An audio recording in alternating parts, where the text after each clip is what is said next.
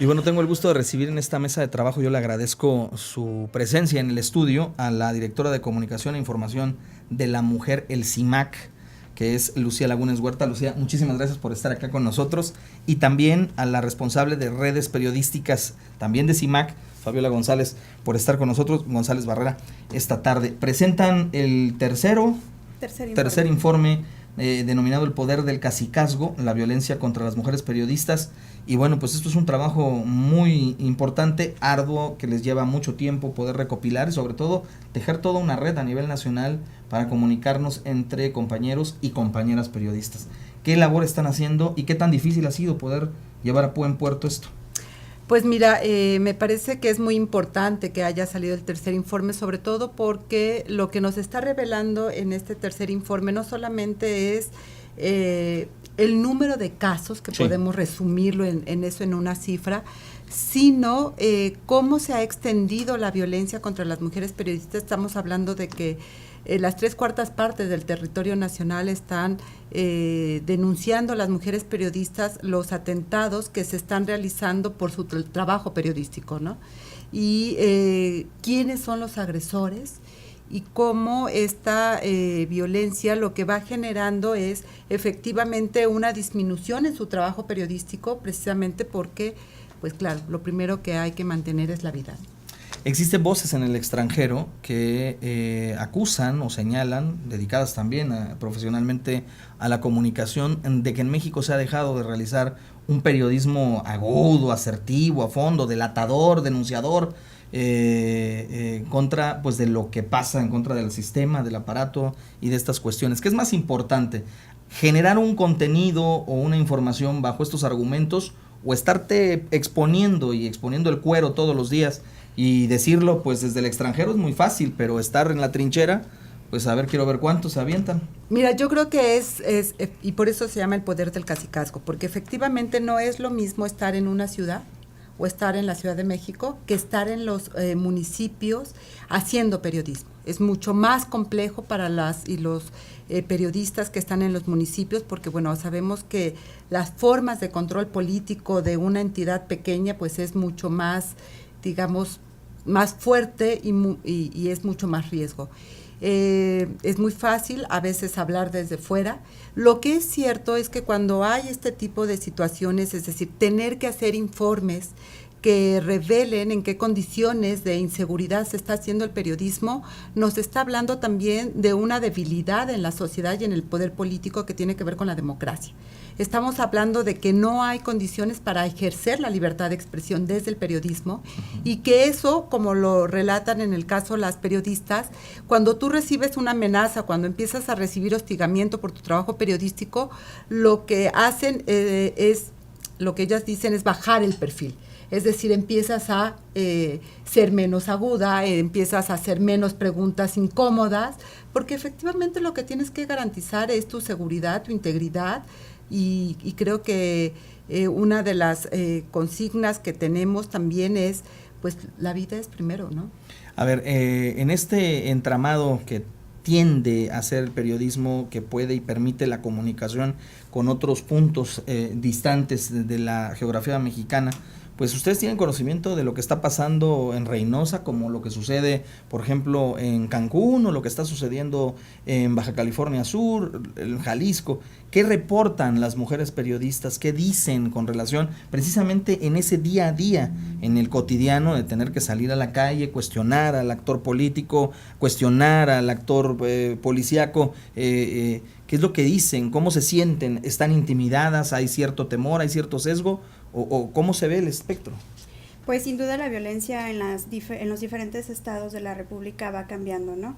No es lo mismo, como bien tú lo dices, acá en Veracruz que en Tamaulipas, por ejemplo, en Cancún. En algunas zonas de plano se vuelven zonas de silencio, no pueden denunciar las y los periodistas. ¿Cómo en dónde, por ejemplo? Como por ejemplo en Tamaulipas, es una zona completamente de silencio en donde no pueden denunciar, no pueden hablar, ni siquiera pueden comentarlo entre ellas, ¿no? Porque pues si no terminan con sus vidas. En el caso de Veracruz, bueno, pues finalmente el tejido social está tan fragmentado que no permite que las redes de periodistas o las redes entre organizaciones puedan, pues, hacerse tan fácilmente como en otras entidades, ¿no? Y finalmente lo que dicen ellas es eso, o sea, bajan el perfil, pero no solamente bajan el perfil, o sea, piensan en sus hijas, en sus hijos, en las personas que ellas mantienen, las personas de las cuales ellas, sus dependientes, ¿no? Y bueno, pues finalmente la autocensura. O también tienen que dedicarle tiempo ya no solamente a escribir la nota, sino a ir a levantar la denuncia o a dar seguimiento a una denuncia que pues en realidad no tiene como más. Y finalmente les quitan su tranquilidad, les quitan la paz, no pueden seguir escribiendo como lo hacían antes y esto pues es grave. ¿En dónde sí se está dando, por ejemplo, en qué partes o regiones del país sí se dan estas redes de comunicadores o comunicadoras de manera más fluida? Por ejemplo, si hablamos del centro del país, a lo mejor la Ciudad de México te da algunas garantías, aun cuando ya hoy vemos que el crimen organizado está permeado en todos lados, pero ¿dónde sí se da más esta intercomunicación, por ejemplo, con ustedes, que en otros puntos donde tú señalabas, simple y sencillamente los comunicadores no hablan porque pues mañana amanecen con una bala en la cabeza? Por ejemplo, Morelos es un ejemplo en donde puede ser que se esté dando que las mujeres periodistas, en el caso de las mujeres periodistas, estemos en comunicación. Hablar de comunicación, que estemos en esta constante comunicación, bueno, pues ya es hablar de que estamos haciendo redes. Claro. En la Ciudad de México también, sin embargo, yo creo que no podemos hablar de un lugar, de un estado en donde se dé plenamente estas redes, ¿no? Porque no hay la seguridad, no hay tampoco la confianza entre incluso colegas, ¿no? Claro. La violencia también genera eso, la desfragmentación y la desconfianza entre colegas. Lucía, en el discurso político, en el discurso público, la autoridad todo el tiempo dice que va a hacer, que va a procurar, que va a salvaguardar el beneficio de los derechos de los comunicadores. El propio presidente hace unos días se jactó de decirlo, pero en la realidad, ¿qué tanto apoyo reciben estas organizaciones que, como ustedes, documentan todo lo que está sucediendo con relación al ejercicio periodístico, sobre todo en el caso de las mujeres? ¿Hay apoyo? ¿Se les están dando las garantías? ¿Se les ha incluido en alguna red de protección? ¿Qué es lo que pasa? Bueno, no recibimos ningún apoyo por parte del gobierno, sí. ¿No? Me parece que... no solo me parece, tenemos las cifras concretas de que en el sexenio de Peña Nieto la violencia contra mujeres periodistas ha crecido prácticamente el doble en relación a la violencia, por ejemplo, en el sexenio de Calderón. Y para solamente hacer una comparación, te hablaría que en el caso de Calderón teníamos 126 casos registrados y documentados de violencia contra mujeres periodistas, y en el sexenio hasta abril del 2017 tenemos 304 en el sexenio. Se duplicó. Estamos hablando de eso. Entonces, me parece que es muy fácil poder declarar cualquier cosa, pero ahí están las cifras y ahí están los datos. Y creo que lo que tenemos es dos falencias fundamentales. Uno, que tiene que ver con justicia y procuración de justicia. Sí. La Fiscalía, la FEADLE, si bien cumplió 10 años, sabemos que prácticamente ninguno de los casos que han sido denunciados ahí ha sido resuelto. Sí. Y por otro lado, también las fiscalías estatales no están haciendo su trabajo. Uh-huh. Y como bien lo han señalado los relatores de libertad de expresión, tanto de Naciones Unidas como de la OEA, cuando la impunidad está presente, es la puerta abierta a la repetición. Y creo que esa es una gran falencia que tenemos en México, porque no se llega no solamente a los ejecutores materiales, sino claro, también a los intelectuales. Cuando uno ve qué estaban cubriendo las periodistas, en qué fuente estaban trabajando, que es básicamente la fuente política, y que el tema que estaban investigando, por el cual fueron amenazadas, intimidadas, tiene que ver con corrupción, pues estamos hablando de eso, de estas fibras muy sensibles para el poder, cuando son colocadas a la luz pública, que esa es nuestra tarea periodística, claro, aquellos abusos de autoridad que se pueden concretar en corrupción.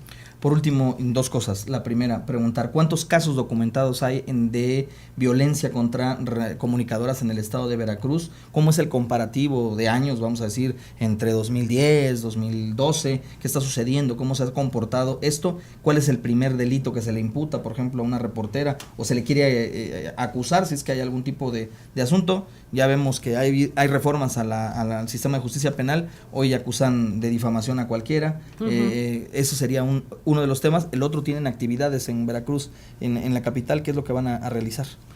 Yo te diría rápidamente, en Veracruz estamos hablando de 59 casos desde 2009 a la fecha, y los años más complicados es 2013, 2014 y 2015, que son los que más datos concentran, y en los últimos años, 2016 y lo que va de 2017, tenemos pocos casos, pero eso no quiere decir que ha bajado la violencia contra las mujeres periodistas, sino que hay pocas condiciones para la denuncia. Y eso se vuelve mucho más preocupante, porque entonces cuando no puedes denunciar, la vulnerabilidad crece. Y bueno, pues presentamos nuestro informe. Bien. Fue a las 11 de la mañana. Bien. En el IMAC, y bueno, pues traemos esta información, las cifras, la radiografía de 2014 y de 2015.